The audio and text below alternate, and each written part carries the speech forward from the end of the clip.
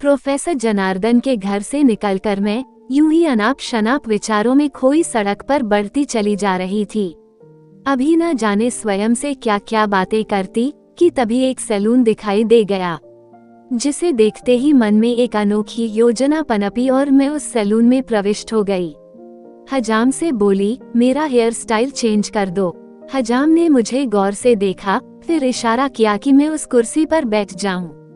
मैं बैठ गई। फिर 10 मिनट में ही मेरे बालों को उसने एक नया लुक दे दिया। जब मैं उस हजाम को पैसा देने लगी तो वह मुझे घूरते हुए बोला, न जाने क्यों ऐसा लग रहा है कि मैंने आपको कहीं देखा है, पर कहाँ देखा है बस यही याद नहीं आ रहा। अच्छा हाँ, आज सुबह ही तो मैंने आपकी तस्वीर एक दीवार पर देखी थी। आप तो इतनी भोली और मासूम हैं। भला पुलिस को आपकी जरूरत क्यों हो सकती है? ये पुलिस वाले भी कितने कमीने होते हैं, अच्छे भले आदमी को भी अपराधी करार दे देते हैं। हजाम ये कहकर हंसने लगा, यह मर्दाना हेयर स्टाइल तो आप पर और भी खिल रही है। मैडम, क्या एक मासूम और हसीन चेहरा भी अपराधी हो सकता है? मुझे क्या पता, लेकिन इतना तो जरूर है, अपराधी कोई भी चेहरा हो सकता है। ये कहते हुए मैंने उसे पैसे दिए और वहाँ से हवा की तरह निकल गई। अब मैं सड़क पर तेज गति से भाग रही थी, तभी मैं किसी से टकराई और धड़ाम से एक तरफ जा गिरी। संभलकर जब उठी तो देखा एक भारी भरकम मोटी महिला से मैं टकरा गई थी। उसने आगे बढ़कर मुझे उठाते हुए कहा, बड़ी खूबसूरत हो, लगता है कोई तुम्हारा पीछा कर रहा है। अकेली जवान युवती के लिए ये दुनिया अब कहाँ रह गई। मैं औरत हूँ, इसलिए तुम्हारा दर्द समझ सकती हूँ। तुम्हें छुपने के लिए आसरा चाहिए तो मेरे साथ चल सकती हो। मैं मजबूर और दुखी महिलाओं के लिए एक मसीहा हूँ। पुलिस का खौफ मुझे खाए जा रहा था। मैं उदास स्वर में बोली, आंटी, मेरा पीछा स्वयं मेरी जिंदगी ही कर रही है। मैं भागते भागते थक गई हूँ। ऐसी बात है तो मेरे साथ चलो। ये कहकर वह महिला एक ऑटो रिक्शा में जाकर बैठ गई। मैं भी उसकी बगल में जाकर बैठ गई। वह महिला बहुत ही खुश हुई, मुझे तुम्हारी मदद करके बहुत खुशी हो रही है। यही तो जीवन है। कोई आधे घंटे बाद जब ऑटो रिक्शा से उतरकर मैं एक बड़ी सी बिल्डिंग में पहुंची तो मुझे बड़ा ही अजीब सा लगा। वह 5 मंजिली बिल्डिंग नीचे से ऊपर तक सिर्फ महिलाओं से ही भरी पड़ी थी। मैंने चारों तरफ नजर उठाकर देखा, जो भी महिला मुझे दिखी उसके चेहरे पर बनावटीपन के भाव थे। उस मोटी महिला को घूरते हुए मैंने पूछा, आंटी, आप ऐसी भीड़ भाड़ वाली जगह में रहती हैं? यहाँ रहने वाले घर गृहस्थी वाले लोग तो लगते ही नहीं, न बच्चे न पुरुष, सिर्फ महिलाएं। ये सब क्या है? पुरुष भी तुम्हें नजर आएंगे, जरा शाम तो होने दो। वैसे भी तुम्हें दूसरों की परवाह करने की जरूरत ही क्या है? अभी तो तुम थकी हो, आश्रय की तलाश में भटक रही थी, और तुम्हें ऐशोआराम की जिंदगी मुहैया करा दी तो नाक भौं सिकोड़कर सवाल करने लगी। वह मोटी महिला मुझ पर खींच गई। फिर भी मैं दबे पांव सीढ़ियां चढ़कर पहली मंजिल पर आ गई। इतने में एक दूसरी महिला मेरे सामने आकर अचानक बोलने लगी, मेरा नाम संतो है। जानकी माँ ने तुम्हें यहाँ भेजा है न? जाओ, जाकर उस कमरे में आराम करो। संतो के मुंह में पान था, वह जर्दा वाला पान खा रही थी। मैंने साहस कर पूछा, तुम कौन हो? तुम मुझे नहीं जानती, मैं इस मंजिल की सारी महिलाओं की मालकिन हूँ। तुम नई आई हो, इसीलिए मुझसे इस तरह की सवाल कर रही हो। संतो ये कहकर चली गई। मैं चुपचाप कमरे में आ गई, मगर कमरे में आते ही मेरी आंखें आश्चर्य से फटी की फटी रह गई। अरे, यहाँ तो मनोरंजन और जरूरत के सारे सुख साधन मौजूद हैं, लेकिन इन लोगों को मुझसे क्या लाभ हो सकता है, जो मुफ्त में मुझे ऐशो आराम की जिंदगी दे रहे हैं। इनका कोई तो मुझसे स्वार्थ होगा। आजकल दीन दुखियों की मदद बिना लाभ कोई करता ही कहाँ है। संतो तो मुझे बड़ी ही चालाक महिला लगी। यही सोचते हुए मैं पलंग से उठकर सोफे पर आ गई और पास में ही रखे एक चौड़े और लंबे शीशे में अपना चेहरा देखने लगी। इन कुछ दिनों में मेरे चेहरे की रंगत काफी कुछ हद तक बदल गई थी। मेरा खिला खिला सा रहने वाला गुलाबी चेहरा मुझे गया था। रात दिन की भागदौड़ और सन की पुरुषों की गंदी हरकतों ने शायद मुझे बदरंग बना दिया था। आज मैं पहली बार यह सोचने पर मजबूर हो गई थी कि मैंने अपनी सारी ऊर्जा यूं ही व्यय कर दी। समाज को सुधारने वाला अक्सर घाटे में ही रहता है, लेकिन मैं क्या करूं? मुझसे अन्याय देखा भी तो नहीं जाता। लाचार, निर्दोष और गरीब लोगों पर हो रहे जुल्म मुझसे बर्दाश्त ही नहीं होते। ये सोचते सोचते मैं कब सो गई, इसका होश ही न रहा। काफी देर बाद एक करुण चीख ने मेरी गहरी नींद को तोड़ दिया। बगल वाले कमरे से चीखने की आवाज आ रही थी। मैं बीमार हूँ, मुझ पर रहम करो संतो। इन भेड़ियों को मेरे सामने से ले जाओ। ये अमीरजादे तेरे को भेड़िए नजर आते हैं। यही लोग तो हमारे भगवान हैं। ये ऐशोआराम की जिंदगी इन्हीं लोगों की बदौलत मिली है। मैंने इन लोगों से तेरा फोटो दिखाकर पूरे 25,000 रुपए एक रात के लिए हैं। तू मरे या जिंदा रहे, तुझे अपना तन तो आज की रात इनके हवाले करना ही होगा। तभी एक दूसरे कमरे से एक ऐसी करुण चीख सुनने को मिली, मैं बाबूजी के पास जाऊंगी। ये गंदे काम मुझसे नहीं होंगे। बाबूजी के पास जाएगी। खून बाबूजी ने ही तो तुझे पूरे 50,000 में जानकी माँ के हाथों बेचा है और तू उसी के पास जाएगी। मेरा अंग अंग गुस्से और घृणा से कांप रहा था। मेरी आंखें लाल पड़ गई थीं। तभी एक तीसरे कमरे से आती चीख मेरे कानों में पड़ी, तुम मेरे साथ सहवास करोगे। तुम्हारे मुंह में दांत भी नहीं हैं। तुम्हारे सिर के सारे बाल सफेद हो गए हैं। मुझे तो देखो, क्या मैं तुम्हारी बेटी की उम्र की नहीं हूँ? क्या तुम अपनी बेटी के साथ सहवास करोगे? मुझे छोड़ दो। ऐसे कैसे छोड़ दूं? पूरे 10,000 दिए हैं। तू बेटी जैसी ही है ना? बेटी तो नहीं है। अरे भला वेश्या भी किसी को रिश्ते से बांधती है। तू तो बड़ी ही शातिरबाज लड़की है। क्या देह का गणित तेरे को नहीं मालूम? देह किसी की भी क्यों न हो, जब मौके पर उपलब्ध हो तो सारे रिश्ते एक तरफ सरका दिए जाते हैं। और तू तो शरीर का सौदा करने वाली एक वेश्या है। चल आ इधर। बाबूजी, मुझ पर रहम करो। मैं इसके पहले 4 मर्दों से मिल चुकी हूँ। अब मुझ में और हिम्मत नहीं है। अरे चल, मैंने पैसे दिए हैं। ऐसे में रहम करने लगा तो यूं ही लौटना पड़ जाएगा। आवाज आनी अचानक ही बंद हो गई थी। शायद वह बूढ़ा आदमी उस मासूम लड़की के साथ सहवासरत हो गया था। मेरे समूचे बदन में झुरझुरी सी दौड़ गई।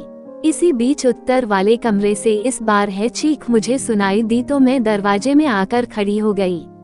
वो औरत घुटती आवाज में कह रही थी, मुझे नहीं चाहिए ये ऐशोआराम।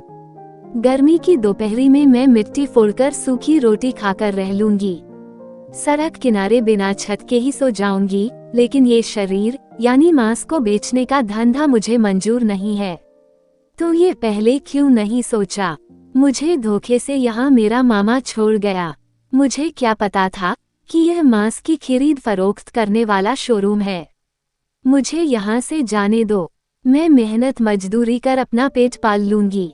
यह ऐसे नहीं मानेगी। इसे नंगी कर दो, फिर इसके पूरी शरीर पर चाकू की नोक से लिख दो कि मैं वेश्या हूँ।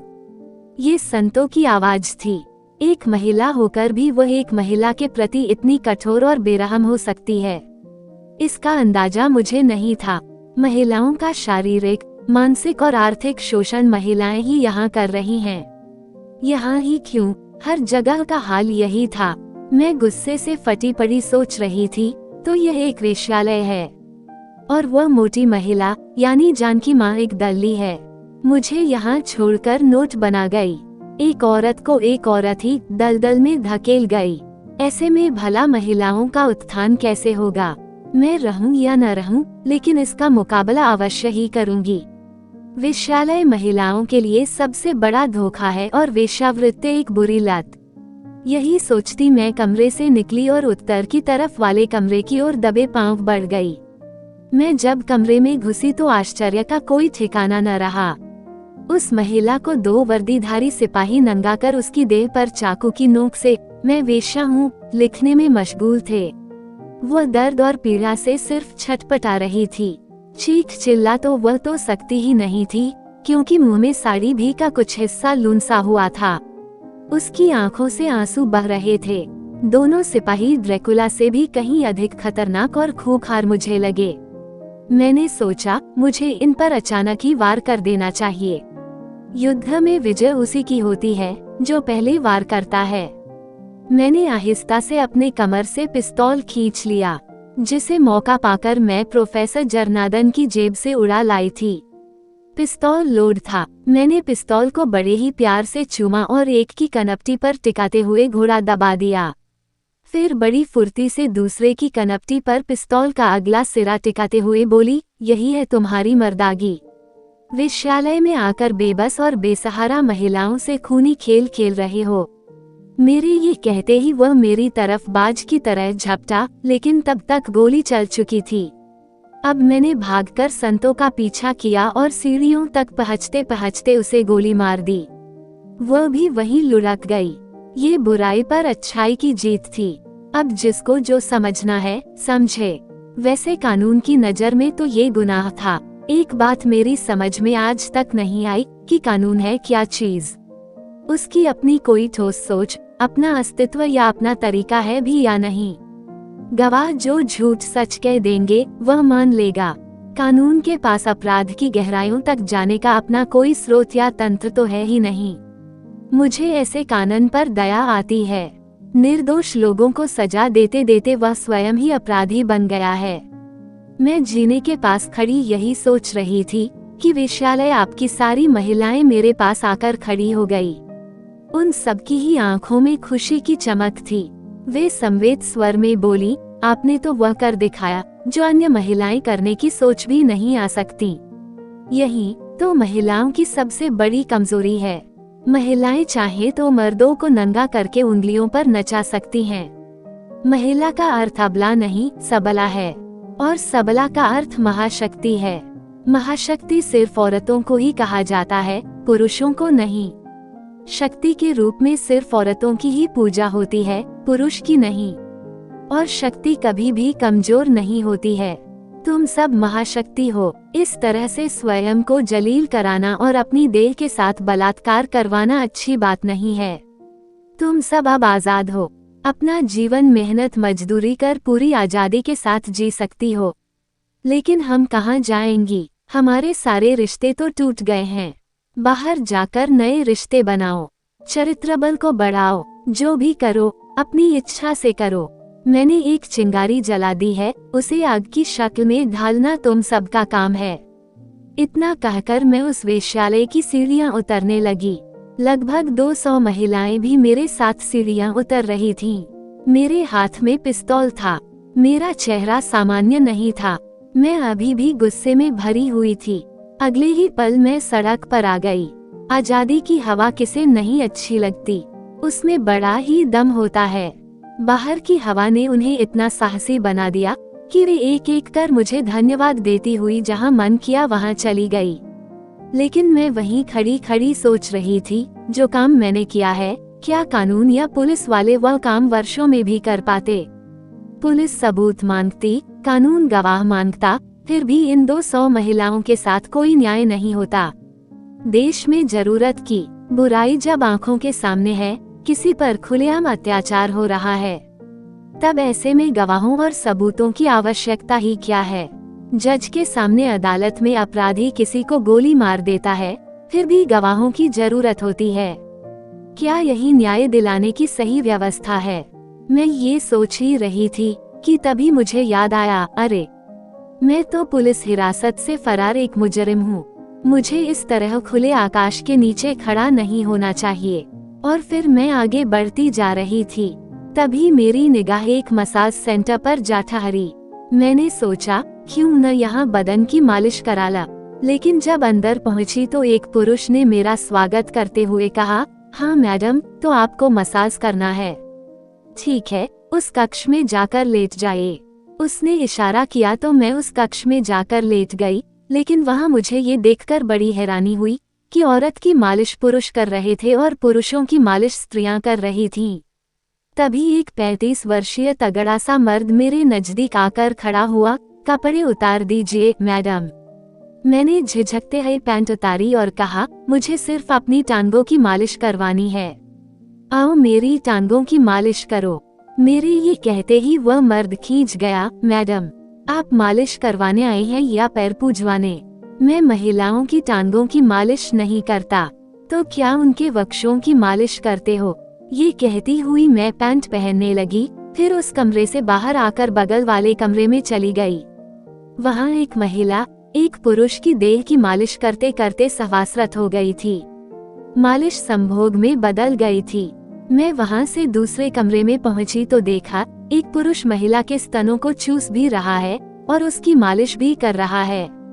मसाज सेंटर के नाम पर वेश्यावृत्ति। मैं ये देखकर ही कांप गई। आखिर सबको हो क्या गया है?